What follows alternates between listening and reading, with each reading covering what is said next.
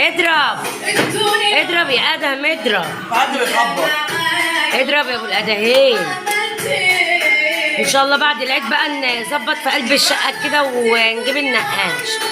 والله انا لميت الشقه عشان خاطرك يا ابو ادم. ابو ادم مش فاضلني. اضرب اضرب يا ابو ادم، اضرب يا ابو ادم. ايه يا بطوط، ايه رايك يا بطوط في الشقه؟ ايه رايك؟ ماما اول مره تطلع الشقه بعد ما كسرت الحيطان. تعال تعال اقعد. شنو تتابع ابو هات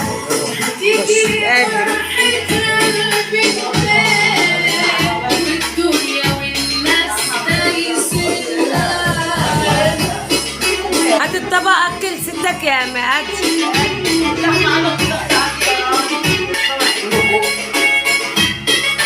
ايه ميدو، بس اللي وقع منا. ايه رايك يا بطه في المطبخ؟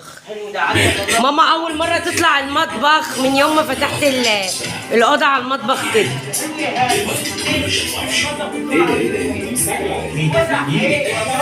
عملت ايه يا ابو ادم؟ شويت لحمه وتشويت في الحار. ابو ادم ضخ مشوار جامد. على فكره انا قايمه من النوم مش قادره اتكلم. انت حطيت ايه في الفريزر؟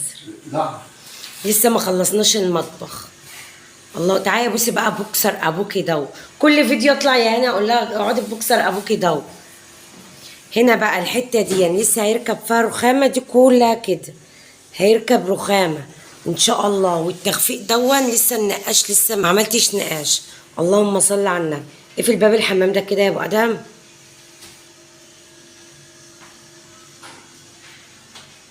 وباب الالمونتال ده بردك مركباه جديد لسه، والشباك والتقفيله اللي تحت الرخامه دي. واحد في متغمر هنا اسمه ابو علي، اسمه مطر الالمونتال، هو صديق عندي على صفحه الفيسبوك. على فكره هو الباب عريض بس معرفش طالع كنز ليه في قلب القمر.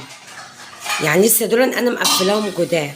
بسم الله ما شاء الله على شغله، وبصراحه ذوقه محترم كده. بقى يعتبر انا فتحت المطبخ على الصاله. هو لسه التخفيق لسه بقى النقاش. بصراحه ابو ادم كان جاي من السفر، انا قلت اقف لغايه ما يمشي تاني، يسافر تاني ما يسافر كده بالسلامه بقى النقاش. وهركب حته الرخامه دي. اللهم صل على النبي. النهارده والله صاحيه تعبانه كده، كنت عامله لهم كبابه وقلقاس. والله لسه الكبابه والقلقاس في قلب التلاجة. ابوك عمل الطحينه اهي، وعملنا شويه قهوه. مش عارفه اتكلم، مش قادره اتكلم من غير قهوه.